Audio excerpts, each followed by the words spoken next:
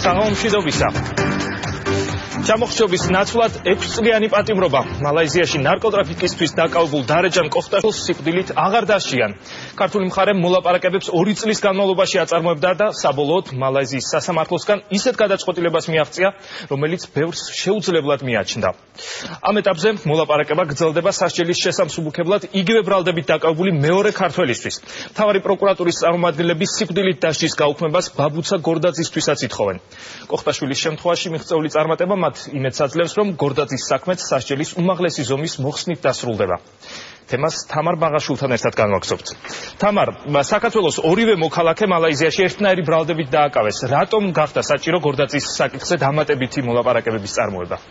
დიახ, ამ ორმა ქალბატონმა ბაბუცა გორდაძემ და დარეჯან კოხტაშვილმა იმგზავრეს სხვადასხვა რეისით და ჩავიდნენ მალაიზიის სხვადასხვა კუნძულზე და ვინაიდან მალაიზიის ყველა შტატს აქვს საკუთარი კანონმდებლობა, ამიტომ სისხლის სამართლებრივი დევნა საქართველოს ორივე მოქალაქის წინააღმდეგ ადგილობრივი კანონმდებლობის მიხედვით დაიწყო, თუმცა ორივე შემთხვევაში ნარკოდანაშაული სიკვდილით დასჯას ითვალისწინებს. სასჯელის ეს უმკაცრესი ზომა აღარ გავრცელდება დარეჯან კოხტაშვილზე, რომელსაც სასამართლომ 6 წლით თავისუფლების აღკვეთა მიუსაჯა, საიდანაც 2 წელი მას უკვე მოხდილი აქვს. მალაიზიის სასამართლოს გადაწყვეტილების შესახებ დარეჯან კოხტაშვილის ოჯახის წევრებს დღეს დილით შეატყობინეს.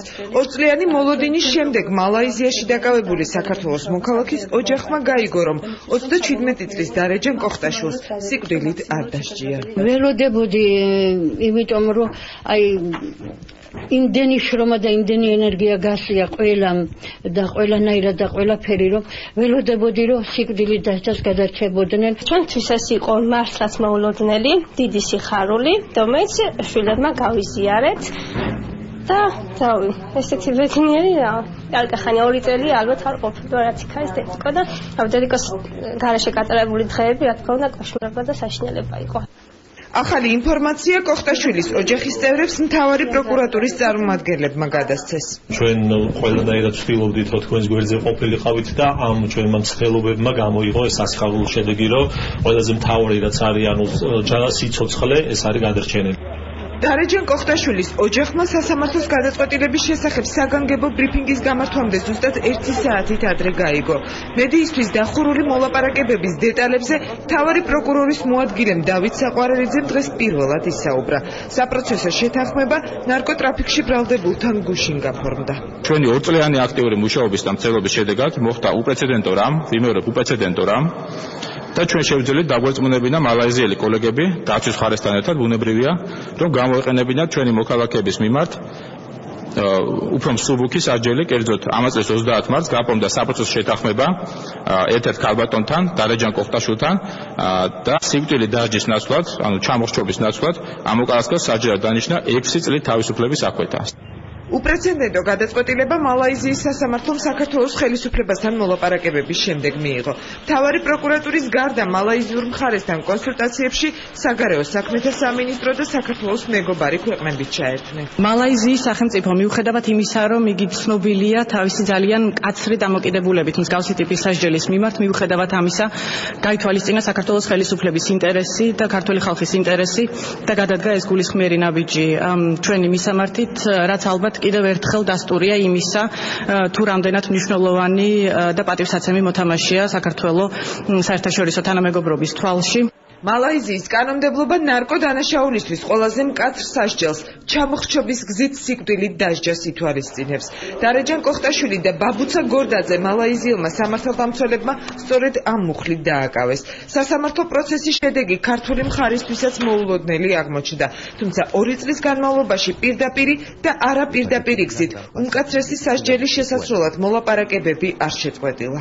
ჩვენ რამდენჯერმე მივავლინეთ ჩვენი წარმომადგენელი მალაიზიაში, რომელიც შეხვდა და ისაუბრა ჩვენი დაკავებული ქალბატონების ადვოკატებს, ასევე ბრალდების ხარეს. მე პირადად გავხდით ჩასული გასულ წელს ინდონეზიაში გამოვიყენე ეს საშუალება, შევხვდი იქ ჩემ კოლეგებს. გარდა ამისა, 30 მარტს ჰქონდა ძალიან ხანძლივი სატელეფონო საუბარი ჩვენს მალაიზიელ კოლეგებთან, ისევ და ისევ მე მათ კიდევ ვთხოვე მიიღოთ ხედულობაში ყველა არსებული მტკიცებულება და თუ შესაძლებელი იყო გაიფორმებინათ საპროცესო შეთანხმებას. ჩვენ მთელი რიგი საერთაშორისო მეგობრები, ასე ვთქვათ, ჩავთეთ ამ მოლაპარაკებაში, რომლებმაც მიუხედავად დანაშაულის სიმძიმისა, მზადყოფნა გამოთქვეს, რომ ჩვენ ინტერესში ემოქმედათ და საქართველოს ინტერესი მაქსიმალურად მიეწოდებინათ მალაიზიური მხარესთვის. ეს არის ის სახელმწიფოები, რომლებსაც უშუალოდ ძალიან კარგი ურთიერთობები აქვთ, როგორც პოლიტიკური, ისე საერთაშორისო თვალსაზრისით მალაიზიასთან და მათ მართლაც ძალიან წარმატებით გვიშუამდგომლეს ამ საქმეში.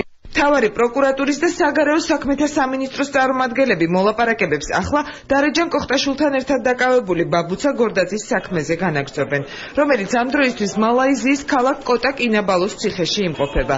საპატიმროში მის მონახულებას ქართული დელეგაცია ორშაბათს გეგმავს.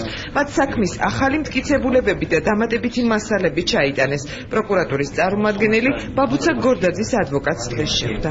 მათი განწყობა არის პოზიტიური, ეს ვიცი ადვოკატის გადმოცემით, ასევე ადვოკატის განწყობაც არის პოზიტიური ამ საქმის ჩვენთვის სასარგებლო შედეგით დასრულებასთან დაკავშირებით და იმედი გვაქვს რომ ეს საქმეც როგორც დარეჯან კოხტაშვილის შემთხვევაშიც იყო დასრულდება ჩვენთვის სასარგებლო შედეგით. კერძოდ ბაბუცა გორდაძესაც ავაცილებთ საჯელის სიმძომას, რასაც ქვია სიკვდილის დასჯა. ქართული მხარე ვარაუდობს, რომ დარეჯან კოხტაშვილის საქმეზე წარდგენილი მტკიცებულებები, მათ შორის ბაბუცა გორდაძის მეუღლის ელდარ დავითიანის ჩვენება, რომელმაც ნარკოტრაფიკში დანაშაული აღიარა და ქართულ სამართალდამცველებს ჩაბარდა, სასურველ შედეგს გამოიღებს. დარეჯან კოხტაშვილის შემდეგ ბაბუცა გორდაძის საქმეზე მალაიზიის სასამართლომ შესაძლოა კიდევ ერთი უპრეცედენტო გადაწყვეტილება მიიღოს.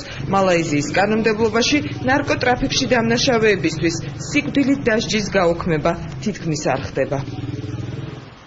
საჯელის უმკაცრესი ზომა მალაიზიის სასამართლომ უკვე არაერთი, მათ შორის უცხო ქვეყნის მოქალაქის მიმართ გამოიყენა.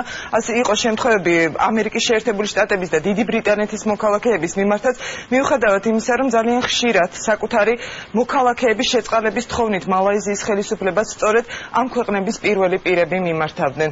ქართულ მხარეს იმედი აქვს, რომ დარეჯან კოხტაშვილის პრეცედენტი უკვე ბაბუცა გორდაძეზეც გავრცელდება, რაც შეეხება ბრალდებულების ექსტრადიცია საქართველოსა და მალაიზიის შორის ექსტრადიციის შესახებ პირდაპირი ხელშეკრულება არ არსებობს, თუმცა უკვე სასამართლო გადაწყვეტილების შემდეგ ქართული მხარე მსჯავრდებულების საქართველოში გადმოსაყვანად მუშაობას დაიწყებს. წარმატებული მოლაპარაკების დეტალები თამარ ბაღაშვილმა გაგვაცნო. მას შანსზე დარეჯან კოხტაშვილი არ იქნება 121 უცხოელი, რომელსაც ნარკოტიკების გადატანისთვის მალაიზიაში საჯაროდ ჩამოახრჩობენ. ბოლო წლების განმავლობაში ქვეყანაში სასჯელის უმაღლესი ზომა 120 ბრალდებულიდან არც ერთისთვის არ შეუმსუბუქებიათ. საბოლოო განაჩენის მოლოდინში საქართველოს მოქალაქეები უკვე 2 წელია სასჯელს იხდიან, თუმცა მათ გარდა საპატიმროში კიდევ ერთი ადამიანიც აღმოჩნდა. ბაბუცა გორდაძის ქმარი, რომელიც დანაშაულის მთავარი ორგანიზატორი აღმოჩნდა და ამისთვის 15 წლიანი პატიმრობა მიესაჯა. 26 წლის ბაბუცა გორდაძე და 37 წლის დარეჯან კოხტაშვილი მალაიზიის პოლიციამ 2010 წლის 24 ოქტომბერს დააკავა. კოხტაშვილი აეროპორტში, გორდაძე კი ქალაქ კუალა-ლუმპურის ერთ-ერთ სასტუმროში დააკავეს. თითოეულ მათგანს 5 კილოგრამი ამფეტამინი აღმოუჩინეს, ნარკოტიკი, ფერწერული ტილოები ჩარჩოებში იყო დამალული. ამ ჰალუცინოგენის შეტანა ქვეყნის ტერიტორიაზე, რომლისგანაც ნარკოტიკი მზადდება, მალაიზიური კანონმდებლობის მიხედვით სასჯელის უმაღლესი ზომით ისჯება. დაკავებული ქართველები პოლიციის განყოფილებებში გადაიყვანეს. ბაბუცა გორდაძე ბრალის საყენებას კუნძულ პენანგის განყოფილებაში, დარეჯან კოხტაშვილი კი კუნძულ ბერნაუზე ელოდებოდა. ქართველი ქალების ნარკოტრაფიკის საქმეს საერთაშორისო პოლიციის განყოფილება იძიებს. ჩვენ გიდასტურებთ, რომ ერთ-ერთი ქართველი ქალი აქ ჩვენს განყოფილებაშია და განაჩენის გამოტანამდე აქ დარჩება. მეორე 37 წლის კი იგივე პირობებში და იგივე ბრალდებით კუნძულ პენანგზე პოლიციის განყოფილების საკანში. სასამართლომ ორივე დაკავებულს ბრალის უმაღლესი ფორმა შეუფარდა. მალაიზიის კანონმდებლობის თანახმად 39 ბ მუხლი სიკვდილით დასჯას ითვალისწინებს. განაჩენის სისრულეში საჯარო ჩამოხრჩობით მოჰყავთ. ჩემი განახსენებაში არასდროს არ ჩაერთვებოდა არასდროს. ეს რა მოხდა, როგორ მოხდა, ვირა გაუკეთა აზრზე არა ვარ. ვერსიებზე საუბარი ოჯახის წევრებმა დაიწყეს. გაირკვა, რომ მალაიზიაში დაკავებამდე ერთი თვით ადრე ქალები ბაბუცა გორდაძის ქმარმა ელდარ დავითიანმა თურქეთში სამუშაოდ წაიყვანა. მათთვის გაურკვეველი იყო, როგორ აღმოჩნდნენ სტამბულის ჯინსის მაღაზიაში სამუშაოდ წასულები მალაიზიაში. ნარკოტიკებით ვაჭრობაში გორდაძის ნათესავებმა კი სიძე დაადანაშაულეს.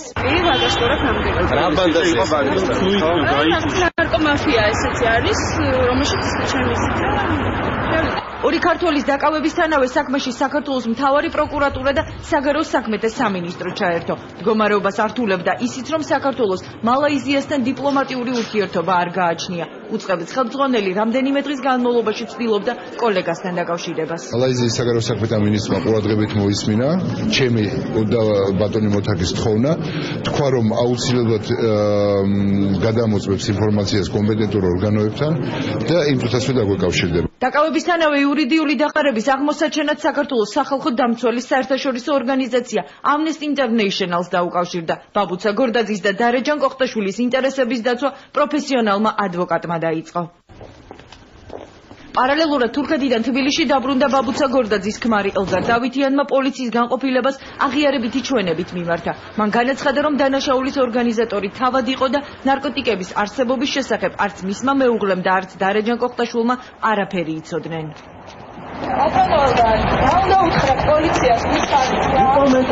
ბრალის საყენებიდან რამდენიმე თვის შემდეგ ელდარ დავითიანს საქალაქო სასამართლომ 15 წლის თავისუფლების აღკვეთა მიუსაჯა. ახალი მტკიცებულებები და დავითიანის საქმის დეტალები მალაიზიაში სპეციალურად გაგზავნილმა მთავარი პროკურატურის წარმომადგენლებმა ჩაიტანეს. ორივე პატიმარი უარყოფს ნარკოტიკების გარდატანის ფაქტს, თვითონ უშუალოდ ფაქტი განხორციელდა, თუმცა უარყოფს იმას, რომ მათ იცოდნენ ამის შესახებ, ცალსახად ხაზს უსვამენ და ჩვენ მსგავსი შეხედულება გვაქვს ამასთან დაკავშირებით და შესაბამისი მტკიცებულებებიც გადავეცით მალაიზიურ მხარეს. მოლაპარაკებები მიმდინარეობდა უწყებებს შორის უმაღლეს დონეზეც. საქართველოს მთავარი პროკურორის პირველი მოადგილე მალაიზიის პირველ პროკურორს ინდონეზიის ქალაქ ჯაკარტაში შეხვდა. დავით საყვარელიძემ კოლეგას მოძიებული მასალა გადასცა და მისგან ახალი გარემოებების გათვალისწინების გარანტიები მიიღო. ჩვენ მინდოდა გამოგვეყენებინა ეს ფორმატი მათთან არაფორმალური, ასე ვთქვათ, მეგობრული და კოლეგიალური მოლაპარაკების წარმოებისთვის.